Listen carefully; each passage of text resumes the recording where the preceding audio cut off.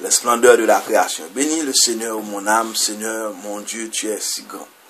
Revêtu de magnificence, tu as pour manteau la lumière.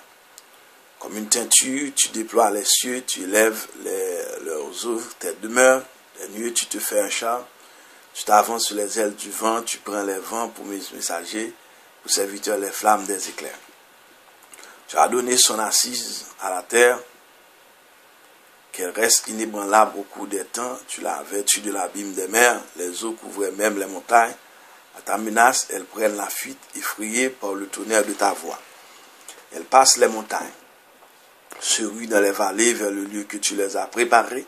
Tu leur imposes la limite à ne pas franchir, qu'elles ne reviennent jamais couvrir la terre. Dans les ravins, tu fais jaillir des sources et l'eau chemine au creux des montagnes. La boivent les bêtes des champs, l'âne sauvage calme sa soif. Les oiseaux séjournent près d'elle, dans le feuillage, on entend leurs cris. De tes demeures, tu abreuves les montagnes et la terre sera saisie du fruit de tes œuvres. Tu fais pousser les prairies pour les troupeaux et les champs pour l'homme qui travaille. De la terre, il tire son pain, le vin qui réjouit le cœur de l'homme, l'huile qui adoucit son visage et le pain qui fortifie le cœur de l'homme. Les arbres du Seigneur se rassasient, les cèdres qu'il a plantés au Liban. C'est là que vient nicher le passereau et la cigare à sa maison dans les cyprès, aux chamois, les hautes montagnes et aux marmottes, l'abri des rochers. Tu vis la lune qui marque les temps et le soleil qui connaît l'œuvre de son coucher. Tu fais descendre les ténèbres, la nuit vient, les animaux dans la forêt s'éveillent. L'homme se rugit vers sa proie, il réclame à Dieu sa nourriture. Quand paraît le soleil, il se retire, chacun gagne son repère. L'homme sort pour son ouvrage, pour son travail jusqu'au soir. Quelle pauvre fusion dans tes œuvres, Seigneur, tout cela, ta sagesse t'a fait. La terre s'emplit de tes biens. Voici l'immense de la mer, son grouillement, innombrable d'animaux grands et petits, ces bateaux qui voyagent, et Léviathan que tu fis pour qu'ils servent à tes yeux. Tous ils comptent sur toi pour recevoir leur nourriture au temps voulu. Tu donnes, eux, ils ramassent. Tu ouvres la main, ils sont comblés. Tu caches ton visage, ils s'épouvantent. Tu prends leur souffle, ils expirent et retournent à leur poussière. Tu envoies ton souffle, ils sont criés. Tu renouvelles ta face. Tu renouvelles la face de la terre. Gloire au Seigneur à tout jamais. Que Dieu se réjouisse en ses œuvres. Il regarde la terre, il tremble. Touche les montagnes, elles brûlent. Je veux chanter au Seigneur tant que je vis. Je veux jouer pour mon Dieu tant que je dis. Que mon poème lui soit agréable. Moi, je me réjouis dans le Seigneur. Que les pécheurs disparaissent de la terre. Que les impies n'existent plus. Bénis le Seigneur, ô mon âme. Voilà. On a dit du psaume 104 qu'il est l'appel du sautier. Sa superbe poésie lui mérite l'honneur d'entrer dans le trésor de la littérature universelle. On témoigne les innombrables citations des auteurs dont il fait l'admiration et que les limites de notre étude ne permettent pas de reproduire.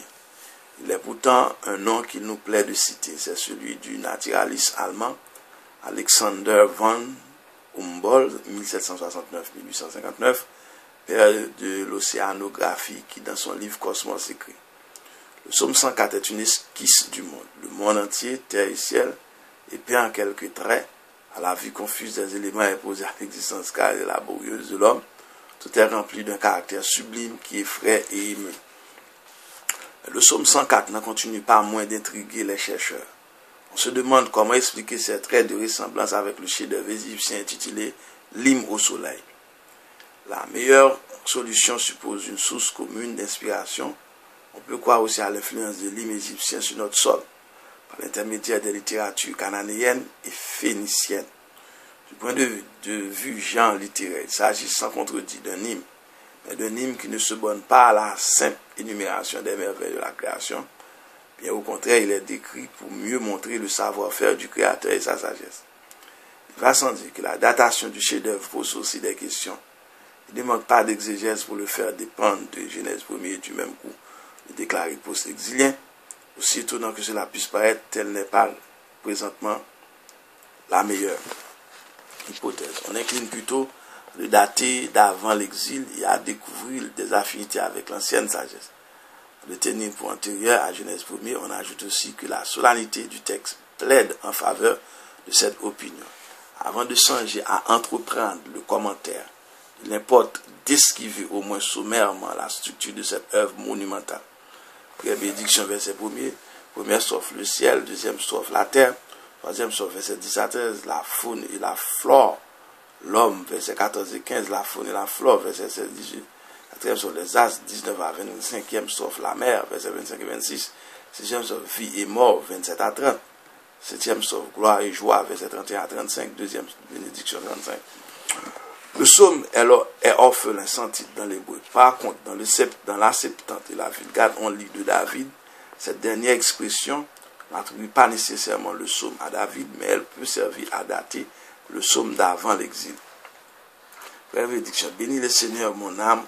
Remarquera que l'invitation que l'auteur s'adresse à lui-même revient en inclusion à la fin du psaume, exactement comme au psaume précédent. Toutefois, ici, dans le psaume 104, c'est la sagesse divine menacée dans la création que le psalmiste invite à contempler. Première strophe, le ciel, verset 24. La grandeur divine les motive.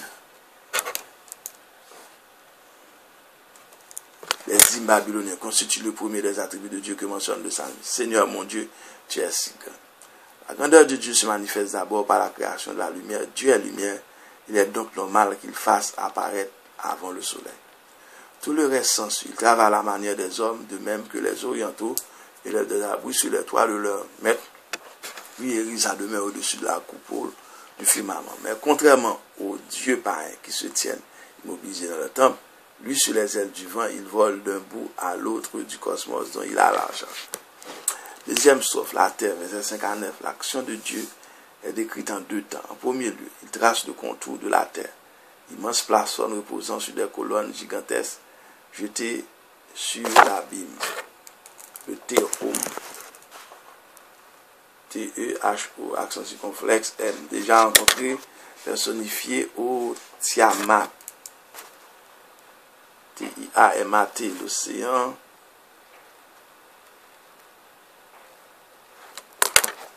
L'océan primordial. Bon, donc ce sont des mots hébreux. Donc la prononciation avec le français n'est pas tout à fait d'aplomb. À la suite de cette première opération, la terre posée sur ces colonnes demeure inébranlable à jamais. Ainsi, Ludovic de la Colombe est-il inspiré du verset 5 de notre psaume et du verset 13 de Josué 10 dans son livre intitulé Contre le mouvement de la terre pour condamner Galilée. En second lieu, Dieu entreprend une œuvre colossale. Les eaux de l'océan primordial en furie submergent la plateforme de la terre, allant jusqu'à recouvrir même les montagnes, verset 7, pour refouler la marée destructrice. Il suffit de la parole du Seigneur citée dans le livre de Job, Job 38, verset 11. Tu n'iras pas plus loin, lui dis-je, ici se brisa l'orgueil de tes flots.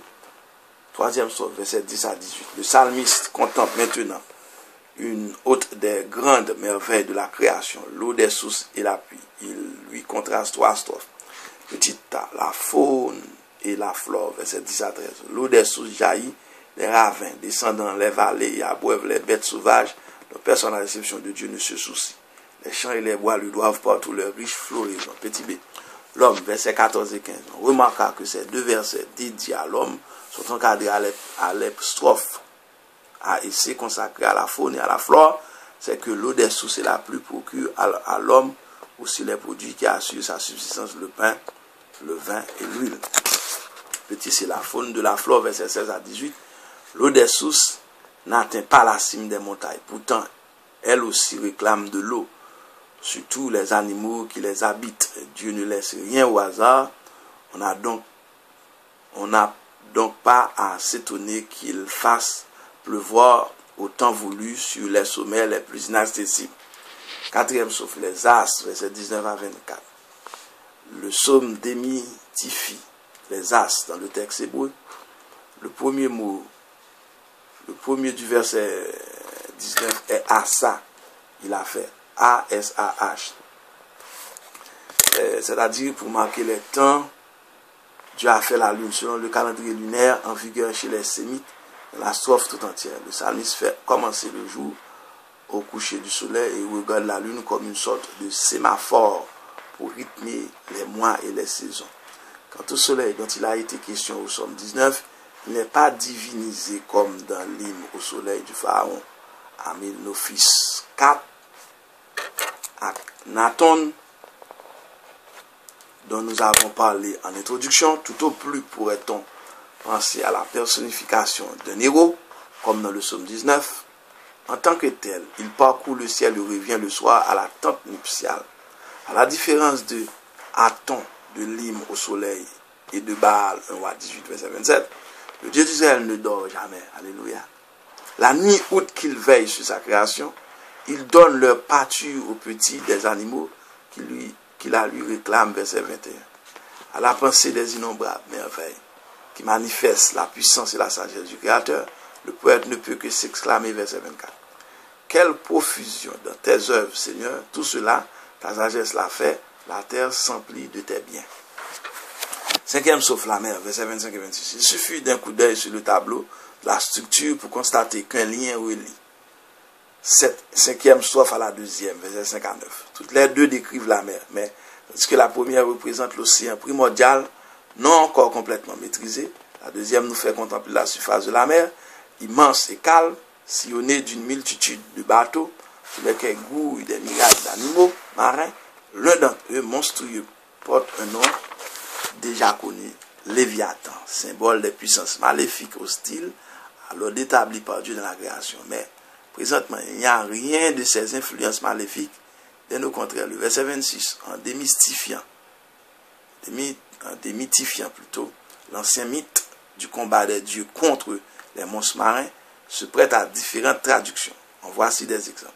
Selon le Sautier, Dieu aurait fait Léviathan pour qu'il serve à ses jeux.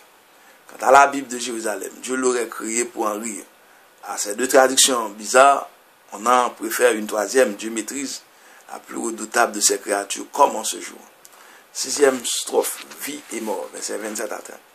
Cette nouvelle strophe est à mettre en relation avec la troisième, verset 10 à 18. L'eau apparaissait comme source de vie pour la faune, la flore et l'humanité. Le cas présent, l'anthropomorphisme du verset 27 représente sous le monde animal l'attitude de Laurent qui, les mains tendues vers Dieu, attend l'exaucement de sa prière. Aussi est-ce pour exprimer fortement cette supplication que le verbe donner apparaît deux fois dans les versets 27 et 26. Ainsi s'instaure entre Dieu et ses créatures une sorte de relation qui évoque celle qui règne entre le Père et ses enfants.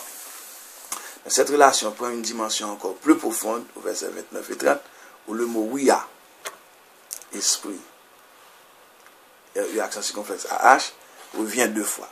Il s'agit du souffle de vie. Quand Dieu le retire, ces créatures meurent. Dans le cas contraire, elles vivent. Cet aphorisme rappelle le cantique d'Anne, 1 Samuel 2, verset 6. C'est Yahvé qui fait mourir et vivre, qui fait descendre au Sheol et remonter. On ne saurait passer outre sans signaler que la traduction passe facilement du schéma mort vie à celui de mort, résurrection, sous l'influence surtout d'Ézéchiel 37, où l'Esprit de Dieu passe sur la vallée et recouvre des squelettes desséchés pour les faire revenir à la vie. Notre interprétation relie ces deux versets 29 et 30 au renouveau de la création que Dieu effectue dans le cœur de l'homme. Pour le pardon des péchés, Somme 51, verset 12. Le cœur de pierre du pécheur se transforme au cœur de chair, Ézéchiel 36, 26. La réalisation de la nouvelle alliance annoncée par Jérémie 31, verset 31 à 34. Il reste encore bien des choses à dire. Ainsi, par exemple, le verset 30 de notre Somme 104 est vu comme l'expression poétique et prophétique du don de l'Esprit aux disciples de Jésus, Jean 20, verset 22. Souffle sur eux, il leur dit, recevez l'Esprit Saint. Il s'ensuit que la tradition de la Vulgate donna à l'adaptation bien connue, et mite spiritum tuum, et créant butu renouvelable. Bon, envoie ton esprit et ils seront créés et tu renouvelleras la face de la terre. Bon, sur la terre n'est pas nécessaire. Septième strophe, gloire et joie, verset 31 à 35. Gloire à Dieu qui fait tant de merveilles. Puisse-t-il avoir toujours raison de se réjouir de sa création. À l'image de Dieu, le psalmiste exulte de tout son être. Aussi veut-il chanter des hymnes de louange à la gloire du Seigneur tous les jours de sa vie. Une seule ombre au tableau, les pécheurs puissent-ils disparaître de la surface de la terre. L'inclusion des deux bénédictions, 1 à 35, le psaume tout entier sous le signe de la bénédiction, bénédiction descendante de Dieu sur son œuvre, bénédiction ascendante de l'œuvre vers Dieu, comme au psaume précédent. Exaltation, alléluia, louer Yahvé. Alléluia veut dire louer l'Éternel. C'est louer Yah. Ok, louer Yahvé. Et ce rencontre ici pour la première fois dans le texte hébreu, la Septante et la Vulgate la rattachent plutôt au psaume suivant. Le psaume 104 nous fait voir Dieu dans les merveilles de la nature. Il évoque non seulement la victoire remportée sur le chaos primordial à l'origine des temps, mais aussi l'œuvre créatrice qui se poursuit sans cesse. À ce sujet, on parle même de la création continue à laquelle tout le monde est appelé à prendre part.